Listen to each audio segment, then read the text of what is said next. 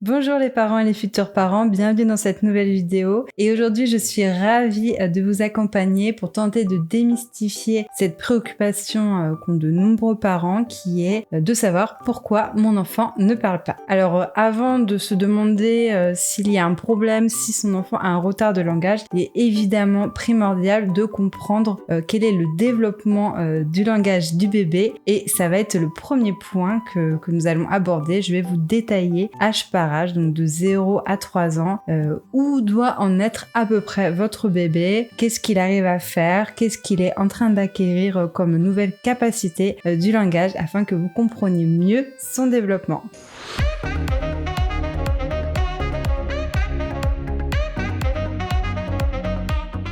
Alors comme vous le savez peut-être, le langage va évoluer tout au long de la vie du bébé et on commence tout de suite avec la période de 0 à 6 mois que j'ai appelée les prémices du langage. Alors, lorsque votre bébé naît, il s'exprime par des pleurs, par des gestes. Il va rentrer en communication avec vous, en fait, par souvent des cris, des pleurs et des signes physiques qui vont en fait servir à capter votre attention. Donc, ça va être la première étape, le premier stade dans la communication en fait entre le bébé et l'adulte, et on va avoir en fait des petits sons, des pleurs ou des petits sons qui sont vraiment propres au nouveau-né. Vous allez pouvoir remarquer tout au long de ces mois que votre bébé émet ce qu'on appelle des gazouillis. Ça va être des petits ah par exemple quand il est content. Donc ça va vous permettre de comprendre un petit peu mieux ce qu'il essaye d'exprimer et lui va en fait commencer à essayer de rentrer en communication avec vous par le langage. Et vers la fin de cette période, le bébé qui a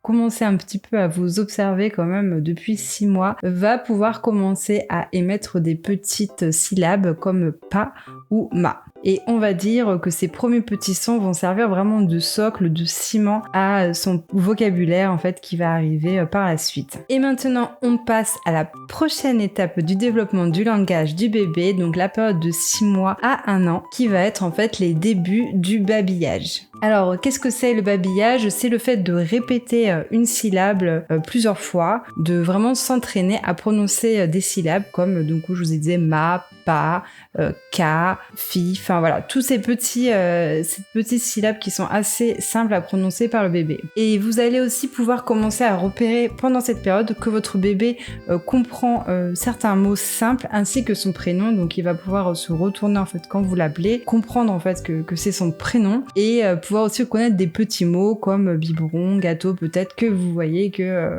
quand vous prononcez ces mots-là, ou maman, papa, vous captez l'intérêt de votre bébé. C'est aussi la période idéale pour commencer ou continuer à mettre en place le langage signé avec bébé, qui va en fait permettre d'associer les gestes à la parole. Votre bébé, qui a évidemment du mal à s'exprimer comme nous, va en fait pouvoir plus facilement adapter des gestes, associer des gestes à sa parole en fait lorsqu'il voudra quelque chose. Et on pourra évidemment refaire une vidéo sur le sujet. Sachez que moi j'ai été formée à cette méthode donc de signer avec bébé et je serais vraiment très contente de partager avec vous toutes ces informations. Une fois que le bébé a maîtrisé les syllabes, il va les doubler. C'est ce qu'on appelle du coup le double syllabe, où là on va avoir les mama, papa. Pour maman et papa, on va avoir aussi Lolo par exemple pour le biberon, ou voilà, plein de petits mots comme ça. Donc il va s'amuser en fait à doubler les syllabes qu'il a réussi à dire en fait ces dernières semaines. Donc vous voyez, je vous fais un résumé assez rapide du développement du langage du bébé. N'hésitez pas à en parler évidemment à votre médecin ou à vous renseigner sur des sites internet comme Naître et Grandir qui sont très précis pour plus d'informations. Maintenant on va passer à la prochaine étape qui est la période de 1 an à 1 an et demi et qui est la période des premiers mots. Alors là, c'est vraiment le moment que tous les parents attendent et c'est aussi le moment où on va avoir le plus de pression parce qu'on va se dire allez, c'est parti, c'est l'âge, il faut que mon bébé dise ses premiers mots. Et c'est souvent sur cette période que les parents vont commencer à s'inquiéter quand leur bébé ne va pas exprimer en fait ses premiers mots. Vous avez sûrement remarqué que les premiers mots de vos bébés sont à peu près toujours les mêmes. Ce sont des mots simples et importants pour lui comme maman, papa, bébé, doudou, tétine, biberon, voilà des choses qui vont faire partie de son quotidien. Donc ça sera les premiers mots prononcés par votre bébé, ça sera aussi des mots qu'il va peut-être prononcer différemment mais que vous allez comprendre parce que forcément voilà, il y a des choses qui sont plus difficiles que d'autres. Alors vous allez aussi avoir à cette période ce qu'on appelle les mots valises, qui sont en fait des mots qui peuvent être inventés en fait par les bébés et qui vont pouvoir donner soit une idée ou un souhait. En fait, ça va exprimer quelque chose. On va dire, lui va se faire comprendre avec ce mot-là, mais ça va pas être entre guillemets le bon mot. Par exemple, vous allez avoir assez classique, le lolo, qui est un mot qui pourrait regrouper le biberon par exemple, ou manger ou boire. Et du coup, quand votre bébé dit lolo, vous savez qu'il veut soit c'est le biberon, le sein ou manger un gâteau. Donc ça, ce sont aussi des choses qui vont être utilisées par les bébés à partir de vers 18 mois, on va dire, pour s'exprimer plus facilement et qui peuvent englober en fait une idée générale. Donc toujours évidemment à cette période, vous avez la possibilité de continuer évidemment à associer les gestes à la parole parce que vous voyez, c'est encore très difficile pour votre bébé de s'exprimer. Il y a des mots qui sont durs à dire physiquement parce qu'il peut pas encore prononcer aussi bien que nous. Alors il va y avoir une période où peut-être que vous allez voir que votre bébé il observe beaucoup, il vous observe beaucoup, il écoute beaucoup ce que vous dites, mais qu'il n'arrive pas à parler, qu'il dit peu de mots voire pas du tout, peut-être parce qu'il veut être sûr de pouvoir les prononcer correctement, peut-être parce qu'il préfère emmagasiner un maximum de vocabulaire avant de parler, peut-être qu'il n'est pas prêt physiquement au niveau de son développement en fait tout simplement psychomoteur pour prononcer les mots et ça peut être très frustrant aussi pour votre bébé. Il faut bien comprendre que peut-être que pour vous c'est difficile de vous dire ah là là mon bébé a 1 an et demi, il n'a toujours pas prononcé de mots, mais pour lui aussi ça peut être frustrant de voir que vous êtes dans l'attente, de voir que lui aimerait en fait parler mais qu'il n'y arrive pas. C'est pour ça que je vous dis c'est important de lui proposer, si vous le pouvez, d'associer des gestes, ou en tout cas si lui il fait des gestes ou qu'il dit des mots qui ne sont pas tout à fait corrects, de faire l'effort d'essayer de comprendre au moins sa demande, après de rectifier en fait à l'oral son souhait, en fait de le reverbaliser. Mais voilà, ça peut être une période qui est un peu compliquée parce que vous êtes dans l'attente des premiers mots et lui peut avoir du mal en fait à vous satisfaire et à satisfaire aussi son besoin de s'exprimer.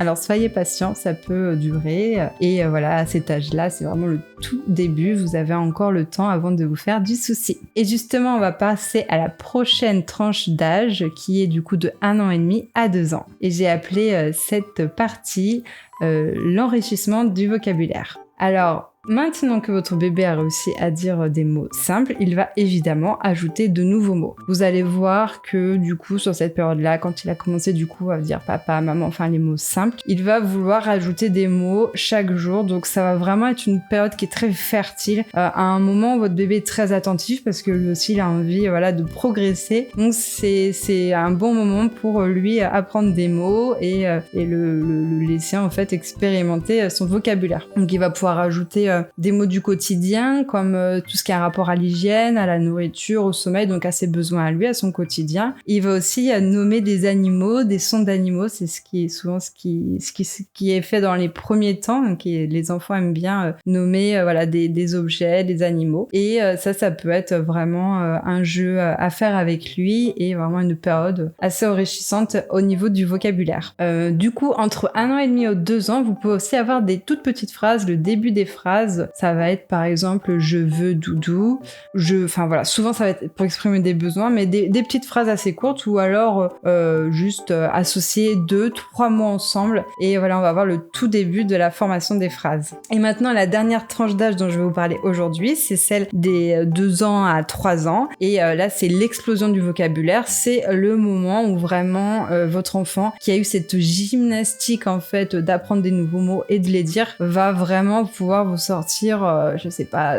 des dizaines de nouveaux mots, parfois à une vitesse assez surprenante pour vous, parce que là maintenant il est à l'aise, il a emmagasiné au cours de ces 2-3 premières années énormément de mots dans sa mémoire que lui il comprenait, qu'il entendait tous les jours, et maintenant qu'il arrive à les prononcer, il va vraiment se faire plaisir, et là on va avoir une explosion du vocabulaire et des phrases. Donc il va pouvoir faire vraiment des phrases de plus en plus complexes et s'exprimer de plus en plus facilement avec des détails, faire des phrases complexes, voilà. Alors comme vous avez pu le voir du coup dans cette première partie de vidéo, le développement du bébé ça se fait vraiment étape par étape et là ce que je vous ai donné c'est vraiment une moyenne, ce sont des grandes lignes, c'est-à-dire que chaque enfant est différent, que chaque enfant avance à son rythme, il ne faut pas s'inquiéter si il y a un retard par rapport à ce que je vous ai donné là parce que voilà ça c'est la théorie, après il y a la pratique, après il y a la personnalité de chacun. Donc là, le but de la vidéo aujourd'hui c'est déjà de comprendre pourquoi son enfant ne parle pas, peut-être tout simplement parce qu'il n'est pas rendu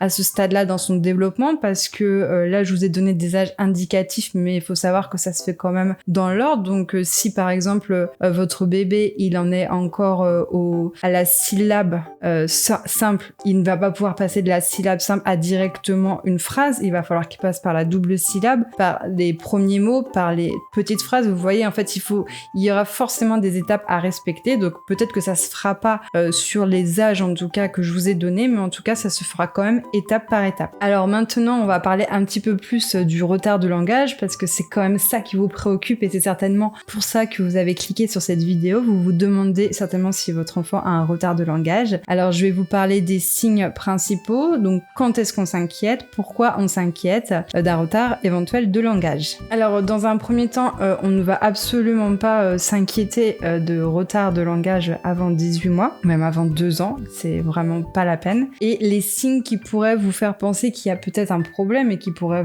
vous pousser en fait à consulter un médecin, à demander conseil, ça serait déjà de voir que votre enfant ne veut pas communiquer, que ce soit même tout bébé en fait dans la communication par les yeux, enfin par le regard, par les gestes, par les pleurs. Si vous voyez déjà que votre enfant n'est pas dans la communication avec vous ou avec les autres, qu'il est un petit peu renfermé sur lui-même, ça peut être un signe déjà d'un problème de communication ou de langage. Ensuite, vous allez avoir évidemment à surveiller si à 2 ans, on va dire, votre bébé a commencé à prononcer quelques mots. Si ce n'est pas le cas, vous pouvez faire un point avec votre médecin et lui vous dira si il repère quelque chose qui pourrait être inquiétant. Mais en fait, seul le retard de langage, en fait, donc juste le fait de ne pas prononcer des mots par exemple à 2 ans, si c'est isolé, s'il y a que ça, ce n'est pas inquiétant. Ça va être inquiétant, donc ça va être soit un problème en fait de communication. Ça va être aussi le fait que votre enfant ne comprend pas les consignes. Quand vous lui dites une consigne simple, prends quelque chose, pose-le. Si vous voyez que là, il ne comprend pas, il y a peut-être un problème. Ça peut être inquiétant. Et évidemment, on va pouvoir aussi s'inquiéter si l'enfant ne parle pas ou peut arriver à 2 ans et demi, par exemple, s'il n'a pas prononcé de mots. Voilà, donc c'est mieux en fait on va dire entre guillemets, de s'inquiéter avant parce que ça vous permet d'échanger avec votre médecin. Ça peut être tout simplement à la visite des 2 ans ou à la visite des 18 mois ou lors d'une consultation qui était déjà prévue, d'en parler, de dire que vous êtes inquiet et là votre médecin en fait pourra faire des petits tests qui permettront de voir si c'est inquiétant ou pas et vous laisser après un laps de temps par exemple parce que vous allez voir que parfois votre bébé ne parle pas et du jour au lendemain il se met à dire plein de mots. Donc ça peut arriver en fait un peu comme un interrupteur, on va dire on-off, aucun mot et plein de mots. Parce que quand il va commencer à dire 1, 2, 3 mots, après la semaine d'après il va pouvoir en fait enchaîner plus rapidement et en dire 10 et la semaine suivante 20. Enfin après c'est assez exponentiel comme je vous ai expliqué dans le développement du bébé. Donc si un bébé avait pris entre guillemets un peu de retard, donc si à 2 ans il ne parlait pas ou qu'il disait que 1 ou 2 mots, quelques mois après il peut en fait en dire énormément. Alors maintenant que je vous ai parlé un petit peu des signes des retards et quoi faire en cas d'inquiétude, donc consulter son médecin, je vais vous parler de quoi faire en fait à la maison. Qu'est-ce que vous pouvez faire en fait pour aider votre bébé dans l'acquisition de son langage. Donc je vais reprendre mais très rapidement âge par âge pour vous donner des petits conseils, des petits tips en fait pour aider votre bébé à développer son langage. Et on reprend du coup les mêmes tranches d'âge que tout à l'heure. Donc on commence par 0-6 mois. À 0-6 mois, vous allez pouvoir parler avec lui, discuter, même si c'est un bébé, même si vous avez l'impression qu'il comprend pas, vous pouvez tout tout à fait en fait dès la naissance et même pendant la grossesse parler avec votre bébé, c'est là qu'il emmagasine plein de mots. Vous allez aussi pouvoir faire des chansons. Les bébés en plus aiment beaucoup quand il y a des modifications de la tonalité de la voix. Ils sont très attentifs à ça et ils aiment beaucoup ça. Donc ça pourra vraiment plaire à votre enfant et permettre de développer son langage. Donc les chansons et les comptines pour les bébés de 0 à 6 mois. De 6 à 12 mois, évidemment, vous continuez la même chose, donc comptines, chansons et les discussions. Vous allez aussi pouvoir commencer à lui montrer des objets et à les nommer. Donc, tout doucement, ça peut être des imagiers, ça peut être aussi des objets que vous avez à la maison, montrer, dire ah ça c'est tel objet, ou quand vous voyez des animaux dehors, nommer en fait l'animal. Entre 1 an et 1 an et demi, vous allez continuer tout ce que je vous ai dit et vous allez pouvoir commencer à mettre en place des petits jeux style imagier. Vous avez aussi des imagiers sonores, vous avez plein de choses, en fait, plein de supports pédagogiques. D'ailleurs, je vais vous mettre quelques idées en fait en description si vous voulez vous équiper. Donc, il y a vraiment plein de jeux que vous pouvez faire avec votre enfant, adaptés à son âge et qui stimulent en fait son langage. De 18 mois à 2 ans, vous allez aussi pouvoir commencer à introduire des petites questions simples pour en fait stimuler son langage, ses réponses. Donc, lui poser des petites questions. Qu'est-ce qu'il voit Est-ce que c'est bon voilà, des choses assez simples pour que lui, en fait, il puisse être dans un processus aussi de conversation et qu'il puisse, en fait, avoir envie de répondre, de parler. Et voilà, de 2 à 3 ans, la dernière partie, vous allez faire tout ça et, en fait, augmenter la difficulté d'un cran. Donc, vous allez pouvoir poser des questions plus complexes, faire des jeux aussi adaptés à son âge qui stimulent le langage et continuer, en fait, à nommer des choses et même commencer à lui demander, ah bah, c'est quoi ça Voilà, après, si vous voyez qu'il est en difficulté, faut pas insister parce que c'est important aussi pour pas qu'il se bloque, de pas forcer en fait les enfants à dire les mots. Donc par exemple si vous lui demandez ah c'est quoi ça en montrant un chien qu'il ne répond pas, vous lui dites bah c'est le chien et vous passez à autre chose. Évidemment à tous ces âges, en plus des chansons, des comptines, je vous conseille de lire des livres à vos enfants. Il faut savoir que vous n'êtes pas spécialement à l'aise avec la lecture, mais vous pouvez lire des livres très simples avec très peu de lignes. En fait, l'important, c'est vraiment de faire quelque chose ensemble et de parler. Et vous pouvez aussi, en fait, inventer vos propres histoires, discuter avec votre enfant, c'est important. Donc, lui parler régulièrement, lire, chanter, nommer et poser des questions simples à complexes selon son âge. Évidemment, il y a quelque chose de très important que je ne vous ai pas dit, mais il faut absolument limiter les écrans. Comme je l'ai déjà dit dans d'autres vidéos, il faut vraiment se référer en fait aux recommandations en termes d'écran. Et contrairement à ce que certaines personnes peuvent croire, les écrans ne stimulent pas du tout le langage de l'enfant, ça ne l'aide pas du tout à parler. C'est vrai qu'on peut croire un petit peu à tort de se dire bon bah s'il regarde des dessins animés, il va entendre des personnages parler et ça va l'aider, et non, ce n'est pas le cas. On peut remarquer que souvent les enfants qui regardent des écrans parlent très peu. Et le dernier conseil que je peux vous donner, c'est d'être patient, faire preuve de patience, ne pas s'énerver, ne pas mettre la pression aussi à votre enfant, ne pas vous mettre la pression à vous. Vous faites ce que vous pouvez. Il faut aussi réussir à prendre du recul avec le regard des gens. Parfois les questions insistantes de alors il parle toujours pas, ou ça y est il parle. Essayez vraiment de vous dire bon en fait chacun sa vie, chacun son éducation, chacun son développement, et vous concentrer juste sur comment je peux aider mon enfant à parler si je remarque que c'est compliqué pour lui, plutôt que voilà d'être trop un petit peu pressé, de mettre la pression et de s'en faire en fait beaucoup. Donc après, en cas de souci, il existe évidemment des lieux de ressources. Donc on a le centre de référence des troubles du langage, des apprentissages. On a aussi des professionnels de santé spécialisés comme les orthophonistes. Mais ça, évidemment, c'est quelque chose où votre médecin traitant pourra vous orienter en cas de problème.